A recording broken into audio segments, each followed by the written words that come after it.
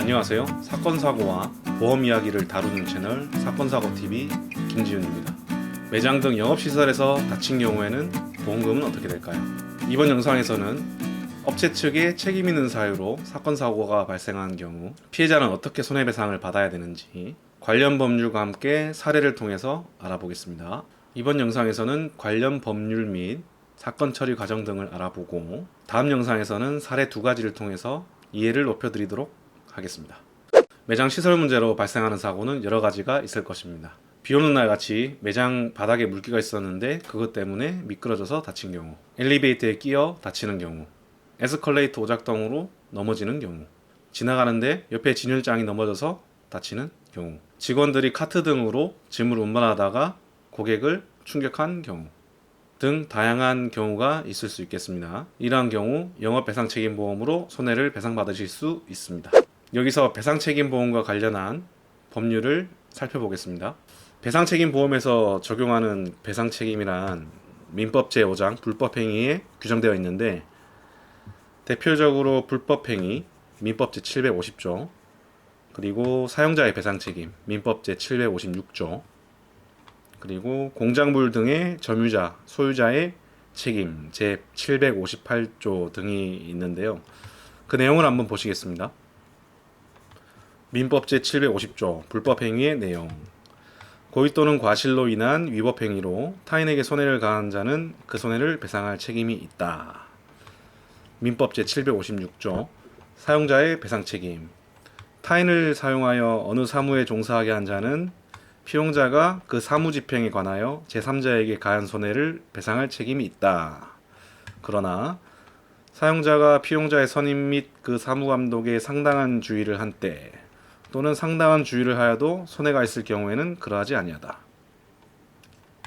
둘째, 사용자에 가름하여 그 사무를 감독하는 자도 전항의 책임이 있다. 세 번째, 전 2항의 경우에 사용자 또는 감독자는 피용자에 대하여 구상권을 행사할 수 있다. 제758조 공작물 등의 점유자, 소유자의 책임. 첫 번째, 공작물의 설치 또는 보존의 하자로 인하여 타인에게 손해를 가한 때에는 공작물 점유자가 손해를 배상할 책임이 있다. 그러나 점유자가 손해 방지에 필요한 주의를 해태하지 아니한 때에는 그 소유자가 손해를 배상할 책임이 있다. 둘째, 전항의 규정은 수목의 제식 또는 보존의 하자 있는 경우에 준용한다. 셋째, 전 2항의 경우에 점유자 또는 소유자는 그 손해의 원인에 대한 책임 있는 자에 대하여 구상권을 행사할 수 있다. 보시니까 딱딱하고 말이 어렵죠. 쉽게 잘못한 사람은 피해자에게 그 손해를 물어주라는 이야기입니다. 아무튼 이렇게 우리나라에서는 민법의 규정을 토대로 각 상황별 책임 있는 자에게 다양한 형태의 배상 책임을 지게 하고 있습니다. 단 영업시설 측의 배상 책임이 성립하지 않으면 손해배상을 받으실 수 없습니다.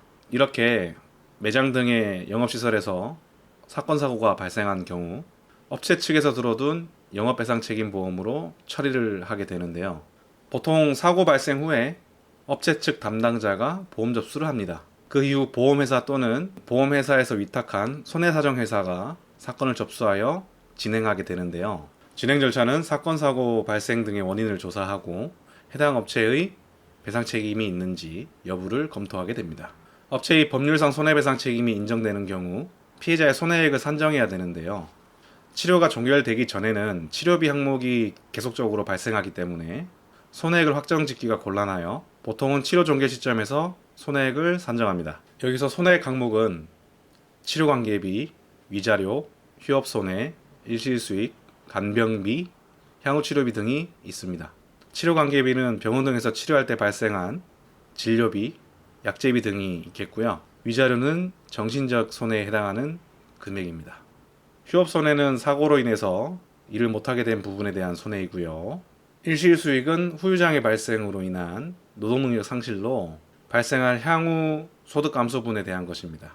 간병비는 치료관계상 필요하다고 인정되는 간병비용이고요. 향후치료비는 합의 이후 필요한 치료비, 핀제거 비용, 성형수술 비용, 치아보철 비용 등이 있습니다. 손해 내용은 피해자마다 모두 다릅니다. 각각 다른 사고이고 피해자의 사항이 모두 다르기 때문에 정확하게 파악하여 올바르게 손해액을 산정하는 것이 중요합니다. 구체적으로 말씀드리면 손해 내용은 피해자의 소득, 나이, 정년, 사고에 대한 과실, 향후 치료비 등에 따라서 달라지는 것입니다. 따라서 같은 사건이어도 손해액을 산정하는 사람에 따라서 결과가 다를 수가 있고 그로 인해 피해자와 보험회사와의 분쟁이 많은 상황입니다. 올바른 손해액 평가를 위해서는 전문적인 지식이 필요합니다. 도움이 필요하신 분들은 위 전화번호로 전화 주시면 상담해 드리도록 하겠습니다. 다음 영상에서는 이번 영상 주제 관련 사례를 2가지 설명드리고자 하는데요. 이를 통해 이해에 좀 더 도움이 될 수 있도록 하겠습니다.